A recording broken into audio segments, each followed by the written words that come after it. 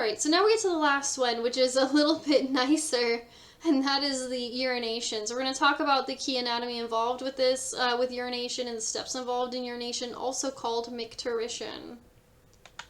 So let's talk about the other parts. Basically, we're going to talk about the rest of the urinary system that we haven't talked about in the previous couple videos. So they're connected to the kidneys. We have ureters, one for each. We also have a bladder and a urethra. The ureter is going to transport urine from the renal pelvis down to the bladder using peristaltic waves, using that muscle, using hydrostatic pressure, as well as gravity to some degree. The bladder then is going to fill, right? And when it gets full, it's going to push the ureter openings shut. It's going to compress those openings. There's no valve, but the filling of the bladder will push on these ureter openings, closing them off so that we don't have your urine flowing back up to the kidneys. We can hold about 700 to 800 milliliters, or somewhere around there, and that the area around the urethra, we're going to have a couple different sphincters. We're going to have an internal sphincter and an external sphincter. The internal sphincter, this is kind of similar to what we saw with the colon and the rectum. When we talked about the digestive system, the internal sphincter is under autonomic control and is made of smooth muscle. The external sphincter is somatic control, made of skeletal muscle. So you will have conscious, voluntary control over the external urethral sphincter, but you will not have voluntary control over the internal one. And so here's just some key pieces. We have the ureters that are connecting down to the bladder. We see the little openings. Again, those will be pushed shut when the bladder is full. We have what's called the trigon area. It's a triangular shape, kind of going from those openings down towards that internal urethral orifice, right? Keep in mind that's not necessarily like the sphincter. The sphincter is going to be the muscle here. The bladder will have its own muscle called the detrusor muscle. This is the muscle found in the bladder to push urine into the urethra. So when you forcibly urinate, right, you probably have noticed it. We have the internal urethral sphincter, again, involuntary control. The external urethral sphincter, you do have that control.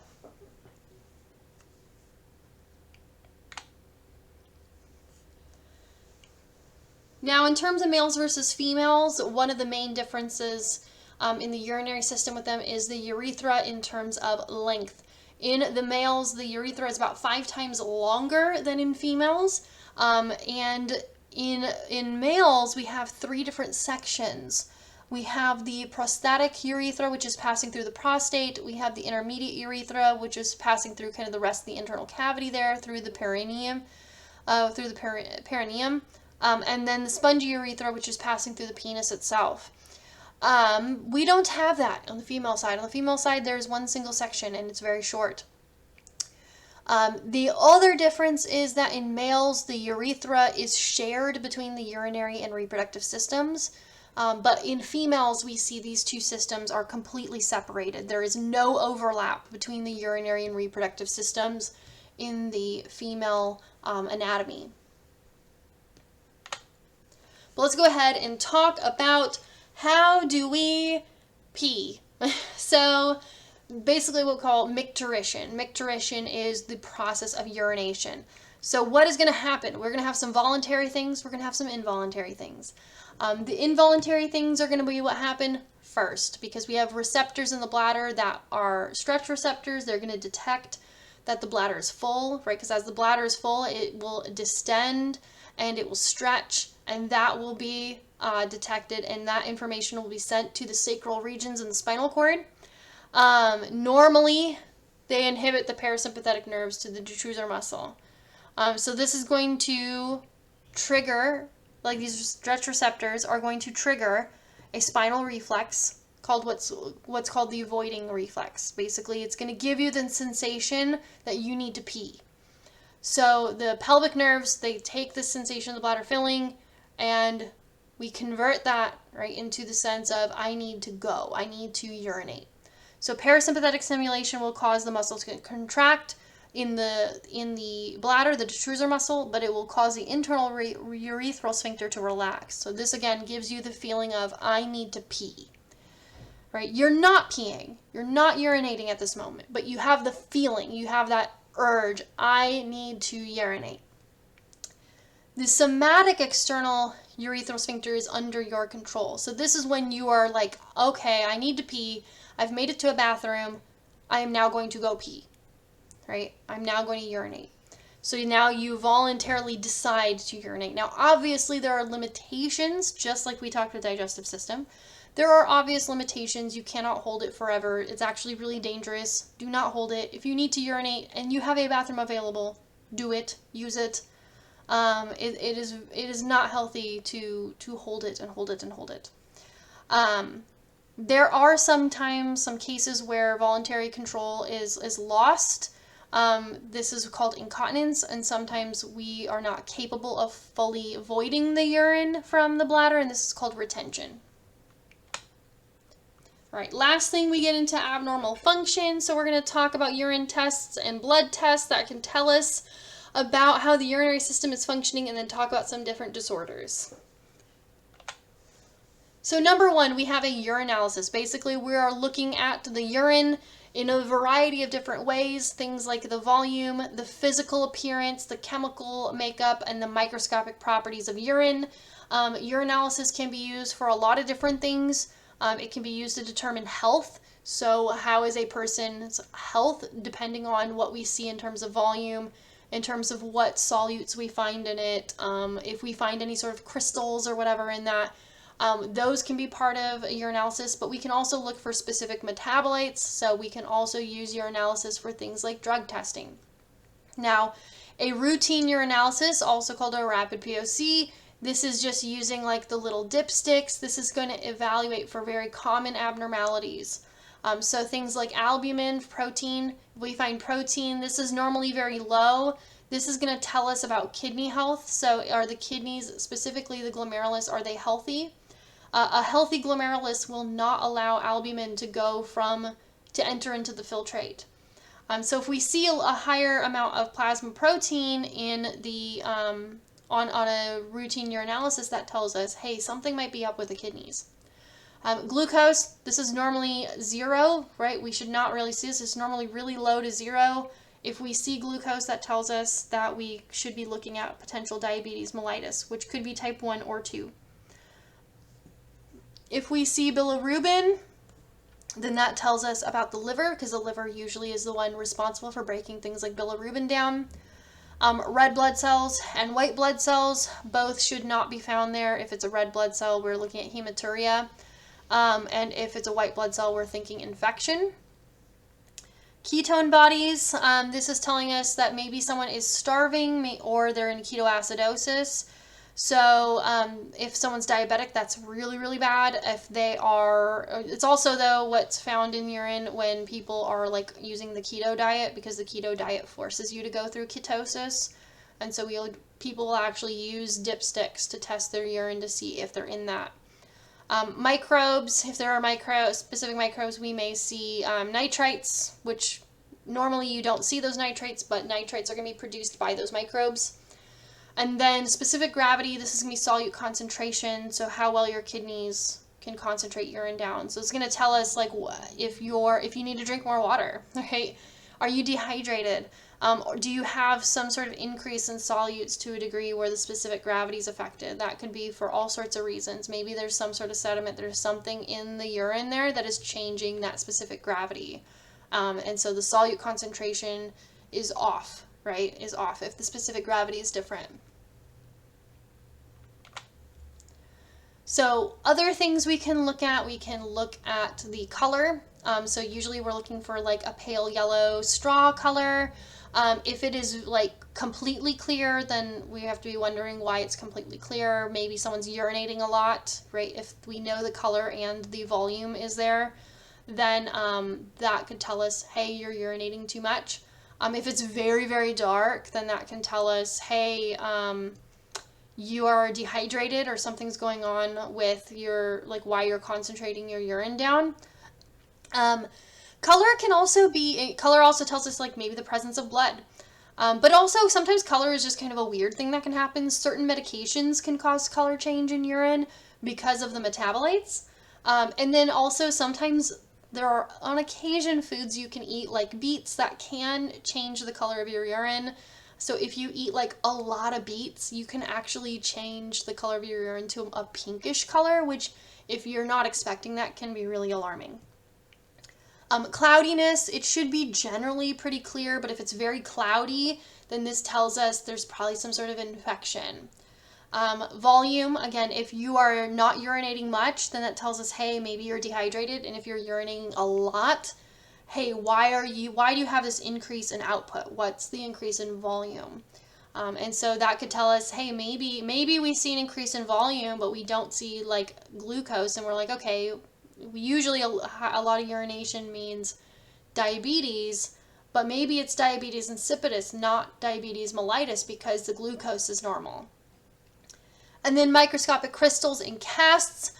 So crystals like calcium oxalate, uric acid crystals, struvites, cysteine, these can be because of just things that you are consuming that are being filtered out in a high amount. These crystals can potentially contribute to the formation of kidney stones.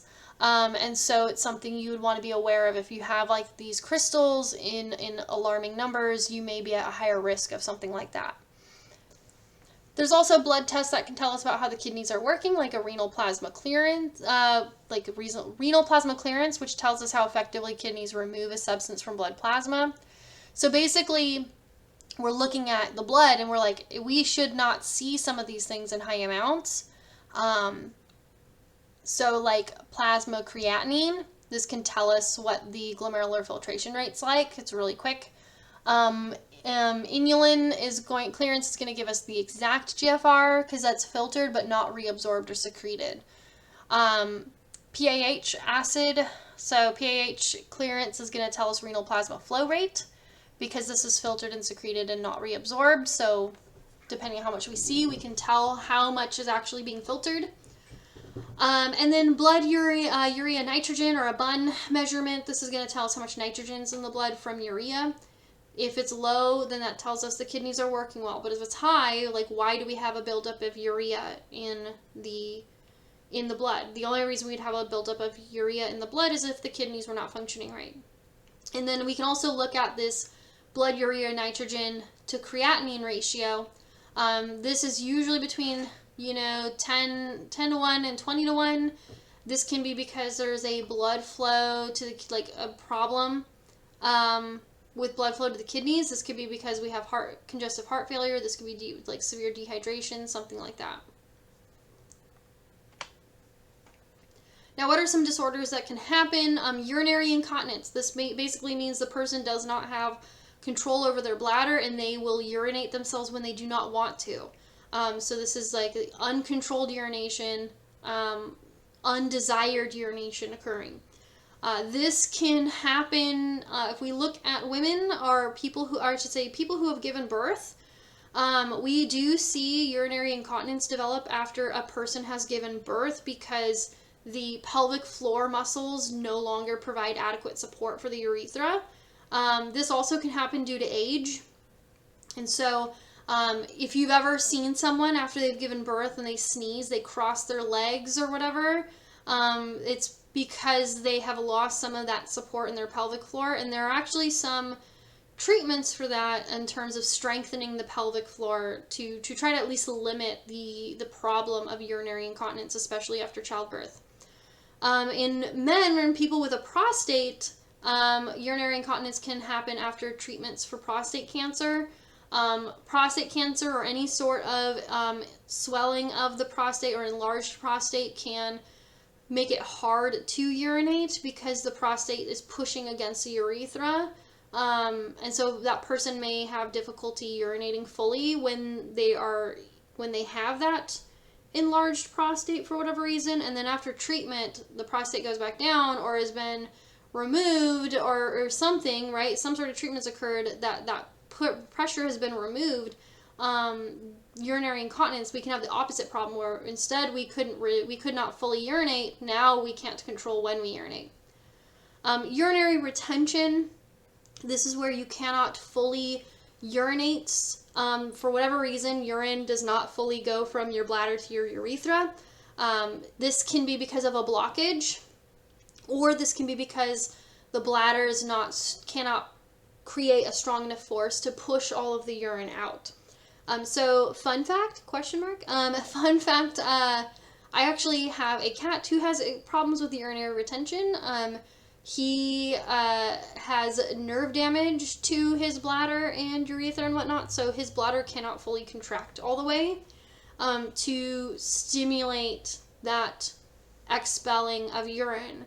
And so in his case, the only way to treat that, because it's a nerve problem, the only way for us to treat that is to manually express his bladder, which means literally reaching on his little belly and finding his bladder in his belly and squeezing on his bladder like a little water balloon to squeeze all of the urine out, because he can't do it himself. He doesn't have the ability, the muscle and the nerves there just are not strong enough to be able to fully expel the urine. An overactive bladder, this is where there are uncontrolled contractions to the detrusor muscle, so this makes someone feel like they need to pee, and they may leak, or they may have like this urgency where they are frequently going to the bathroom, but they're not urinating a lot. So the volume is normal. They're not like creating a ton of urine every day, but they have to go all the time, right? They feel like they have to go to the bathroom, then they go, and maybe they just pee a little bit. And then maybe an hour later, they feel like they have to go again, and it's still just a little bit, right? Because these contractions of the detrusor muscle in the bladder are making them feel the urge to pee. They're making them feel like they're gonna have to pee a lot, but then they get to the bathroom and it's like, oh, there's almost nothing there. Diabetes insipidus, again, this is, it is not the same as diabetes mellitus. Diabetes mellitus that's when we have a problem with blood glucose. Diabetes insipidus is not the same. There is no glucose problem. In the case of diabetes insipidus, we have, we're urinating a lot, and we're really thirsty, and we're drinking a lot of water, right? The urine is really diluted, and there's a couple reasons why. One, we may not be producing enough ADH, and so we're not reclaiming water in the collecting duct, which leads to that increase in urination because all that water is ending up in the urine. Or the kidneys don't respond to the ADH. So now the problem is with those aquaporin 2 channels rather than the ADH hormone itself. But both of them have the same result, that we don't reclaim water in that collecting duct. So more water ends up in the urine than normal. It dilutes it, and of course it fills your bladder faster because so much water is ending up in the urine that normally wouldn't be there. Renal failure, this is because the glomerular filtration is just either significantly decreased or is stopped completely. This is going to require what we call dialysis, and this dialysis is basically just a treatment that is required. Basically, we use a machine to act as your kidneys to help clear things like the potassium, to clear things like urea, to clear things like hydrogen ions. This can be acute, meaning this is short-term renal failure. This is because urine flow is just not, there's some sort of problem with your blood volume, your cardiac output, there's damage to the kidneys, or you have like things like kidney stones. But it is short-term. Basically, we just need to support you with dialysis until we solve the problem that's causing the renal failure, and then you can go back to normal. Chronic renal failure, though, this is progressive, this is irreversible. This is your kidneys are damaged, they are not going to get better. You will require dialysis for either A, the rest of your life, or B, until you get a kidney transplant. Dialysis is no joke. It is time consuming. It is not something, it's not something you're just going to do at home necessarily. Most people have to go to a dialysis center. It requires hours to complete that treatment, and you have to go several times a week. So you can imagine it's very disruptive to a person's life to have to get dialysis. Other things that can happen are urinary tract infections. It's a bacterial infection of any part of the urinary system. So urethritis would be in the urethra, cystitis would be in the bladder, pyelonephritis in the kidneys, and pyelitis in the renal pelvis and the calyces. And then glomerular diseases like glomerular nephritis or Bright's disease. This is an inflammation. This can be caused by toxins when you have a streptococcal infection, and this would lead to proteinuria and potentially renal failure.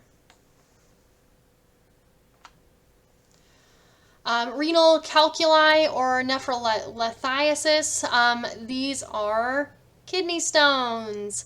So uric acid, calcium, magnesium salts in the urine, they can collect basically and solidify into what's called renal calculi or stones.